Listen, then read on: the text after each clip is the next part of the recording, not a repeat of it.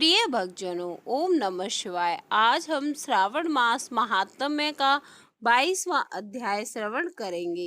ईश्वर बोले, हे मुनि श्रेष्ठ, श्रावण मास में कृष्ण पक्ष की चतुर्थी तिथि के दिन सभी वांछित फल प्रदान करने वाला संकष्ट हरण नामक व्रत करना चाहिए। शरद कुमार बोले, किस विधि से यह व्रत किया जाता है? इस व्रत में क्या करना चाहिए? किस देवता का पूजन करना चाहिए और इसका उद्यापन कब करना चाहिए, उसके विषय में मुझे विस्तार पूर्वक बताइए।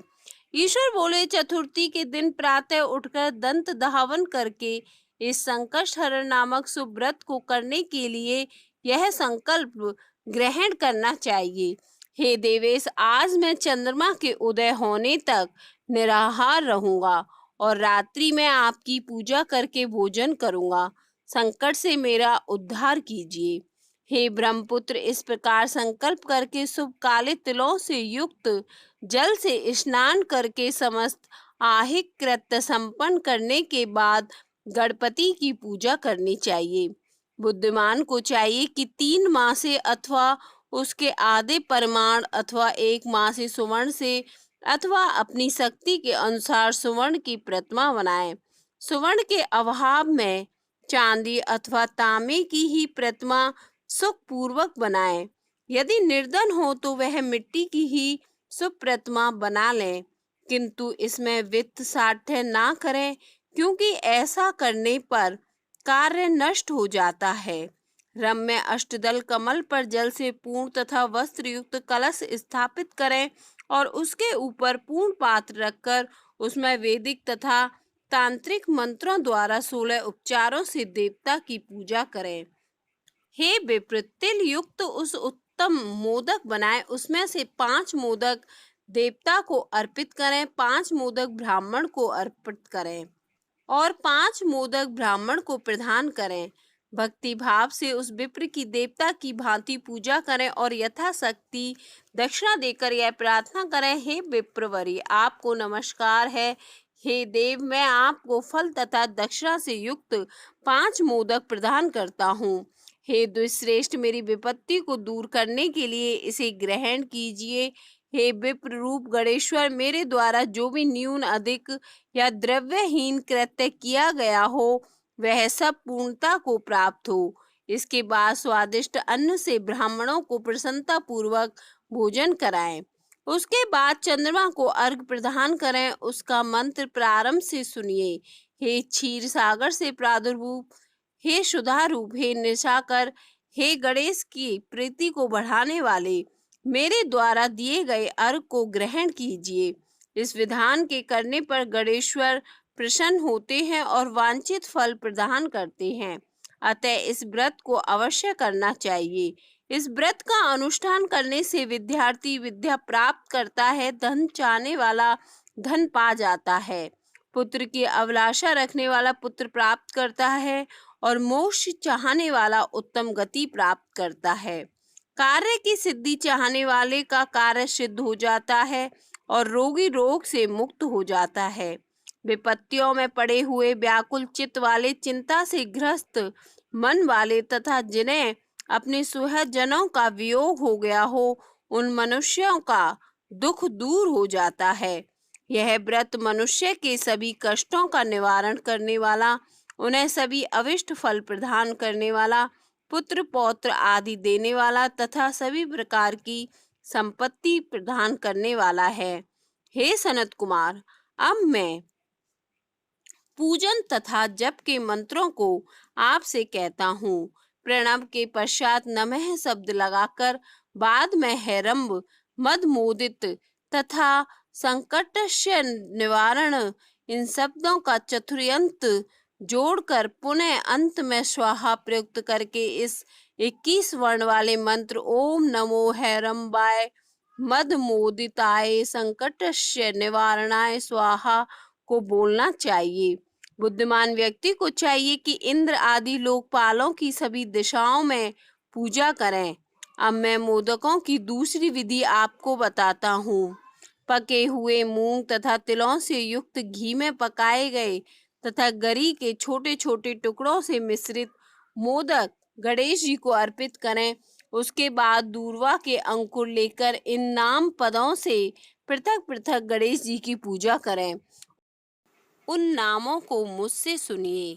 हे गणअदेप, हे उमापुत्र, हे अग्नाशन, हे एकदंत, हे इवक्त्र, हे मूषक वाहन, हे विनायक, हे ईश पुत्र, हे सर्व सिद्धि प्रदायक, हे विघ्नराज, हे स्कंद्रो, हे सर्व कष्ट नाशन, हे लंबोदर, हे गणाध्यक्ष, हे धूमकेतु, हे भालचंद्र, हे सिंदूर असुर मर्दन, हे विद्या निदान, हे विकट, हे शूपकर्ण, आपको नमस्कार है।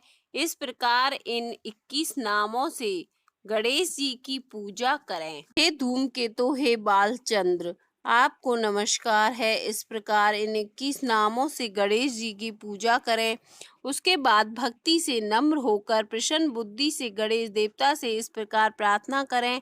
हे विघ्नराज, आपको नमस्कार है। हे उमापुत्र, हे अग्निनाशन, जिस उद्देश्य से मैंने यथाशक्ति आज आपका पूजन किया है, उससे प्रसन्न होकर शीघ्र ही मेरे हृदय स्थित मनोरथों को पूर्ण कीजिए। हे प्रभु, मेरे समक्ष उपस्थित विविध प्रकार के समस्त विघ्नों का नाश कीजिए। मैं यहाँ सभी कार्य आप ही की कृपा से करता हूँ। मेरे शत्रुओं की बुद्धि का नाश कीजिए तथा मित्रों की उन्नति कीजिए। इसके बाद 108 आहुति देकर होम करें।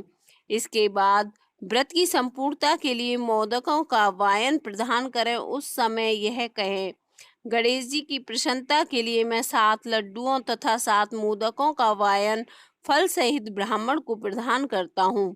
तदंतर हे सत्तम पुण्यदायिनी कथा सुनकर इस मंत्र के द्वारा 5 बार प्रयत्न पूर्वक चंद्रमा को अर्घ प्रदान करें। क्षीर सागर से उत्पन्न तथा अत्रि गोत्र में उत्पन्न हे चंद्र रोहिणी सहित आप मेरे द्वारा प्रदत्त अर्घ्य को स्वीकार कीजिए। उसके बाद अपने अपराध के लिए देवता से क्षमा प्रार्थना करें और अपने सामर्थ्य के अनुसार ब्राह्मणों को भोजन कराएं तथा ब्राह्मणों को जो अर्पित किया हो उसे अवशिष्ट भोजन को स्वयं ग्रहण करें। मौन होकर 7 ग्रास ग्रहण करें और असक्त हो तो इच्छा अनुसार भोजन करें। इसी प्रकार 3 मास अथवा 4 मास तक विधान पूर्वक इस व्रत को करें। उसके बाद बुद्धिमान को चाहिए कि 5वें महीने में उद्यापन करें। उद्यापन के लिए बुद्धिमान को अपने सामर्थ्य के अनुसार स्वर्णमयी गणेश प्रतिमा बनानी चाहिए। उसके बाद उस भक्ति संपन्न मनुष्य को पूर्वोक्त विधान से चंदन, सुगंधित द्रव्य तथा अनेक प्रकार के सुंदर पुष्पों से पूजा करनी चाहिए और एकाग्रचित्त होकर नारिकेल फल से अर्घ्य प्रदान करना चाहिए। पायस से युक्त सूप में फल रखकर उसे लाल वस्त्र से लपेटकर यह वायन भक्त ब्राह्मण को प्रदान करें। साथ ही स्वर्ण की गणपति की प्रतिमा भी दक्षिणा सहित उन्हें दें। व्रत की पूर्णता के लिए एक आड़क तिल का दान करें। उसके बाद विघ्नेश प्रसन्न हो ऐसा कहकर देवता से क्षमा प्रार्थना करें। इस प्रकार उद्यापन करने से अश्वमेध यज्ञ का फल प्राप्त होता है और मनोवांछित सभी कार्य सिद्ध हो जाते हैं। हे सत्तम, पूर्व कल्प में स्कंद कुमार के चले जाने पर पार्वती ने मेरी आज्ञा से 4 महीने तक इस व्रत को किया। तब 5वें महीने में पार्वती ने कार्तिकेय को प्राप्त किया। समुद्रपान के समस्त अगस्त जी ने इस व्रत को किया और 3 माह में विघ्नेश्वर की कृपा से उन्होंने सिद्धि प्राप्त कर ली। हे विपेंद्र, राजा नल के लिए दमयंती ने 6 महीने तक इस व्रत को किया। तब नल को खोजती हुई दमयंती को वे मिल गए थे। जब चित्रलेखा अनिरुद्ध को वाणासुर के नगर में ले गई थी, तब वह कहाँ गया और उसे कौन ले गया, यह सोचकर प्रद्युम्न व्याकुल हो गए। उस समय प्रद्युम्न को पुत्र शोक से पीड़ित देखकर रुक्मणी ने प्रेम पूर्वक उससे कहा, हे पुत्र, मैंने जो व्रत अपने घर में किया उसे मैं बताती हूँ, इसे ध्यान पूर्वक सुनो।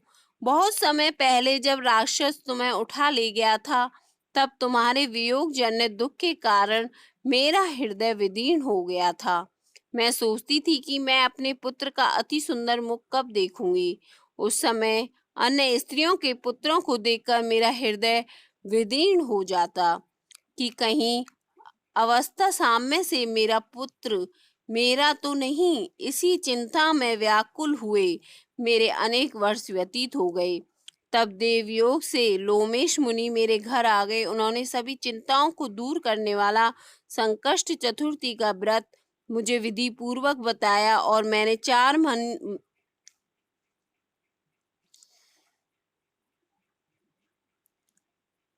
उन्होंने सभी चिंताओं को दूर करने वाला संकष्ट चतुर्थी का व्रत मुझे विधि पूर्वक बताया और मैंने 4 महीने तक इसे किया। उसी के प्रभाव से तुम सम्रासुर को युद्ध में मार कर आ गए थे। अतः हे पुत्र, इस व्रत की विधि जानकर तुम भी इसे करो। उससे तुम्हें अपने पुत्र का पता चल जाएगा। हे विप्र, प्रद्युम्न ने यह व्रत करके गणेश जी को प्रसन्न किया। तब नारद जी ने उन्होंने सुना कि अनिरुद्ध बाणासुर के नगर में है।